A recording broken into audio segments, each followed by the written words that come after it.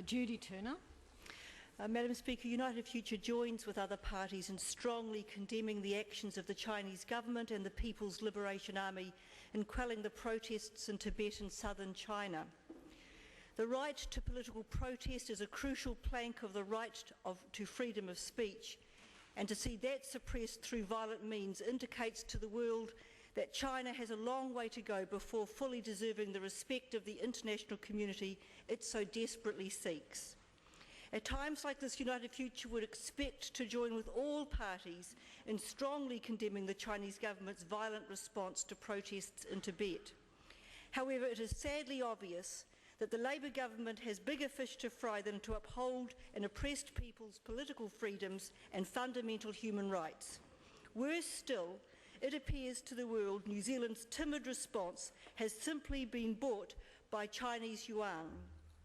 The response of the government has been to stall, saying more information is needed, and hopefully it will blow over, they are thinking. Maybe if the People's Liberation Army can crush the dissension quickly enough, we might be able to sneak over to Beijing and sign on the dotted line and still gain the plaudits of being the first country to sign a bilateral free trade agreement with China.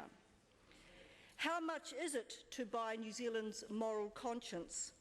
It seems to be about $2 billion in real GDP terms, if MFAT has its figures right. New Zealand has a fine history of standing up for what we know is morally right. Take, for instance, the anti-apartheid movement, the anti-nuclear stance, or our annual commitment to refugees.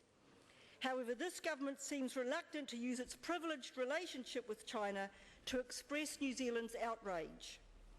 While United Future does not argue that we should cut off our nose to spite our face, a free trade agreement is a two-way street, and at present the government makes it seem as though China is doing us a favour, but it must be remembered that China stands to increase its GDP by $14.7 billion through this agreement. New Zealand is thus in a strong bargaining position, stronger in fact than most other nations. So it is up to this government, we believe, to strongly voice our nation's concern. As a proud New Zealander, the very least I would expect is for the Prime Minister to summon the Chinese ambassador and in no uncertain terms express our nation's disappointment and disapproval. Or are we so subservient in this relationship that we cannot even do that? United Future leader Peter Dunn hosted the Dalai Lama last year, an honour made strange by the fact that the Prime Minister refused to meet with the Tibetan leader. At the same time, not a lot was really made of this fact. Maybe now we are truly seeing which side of the fence this government sits on.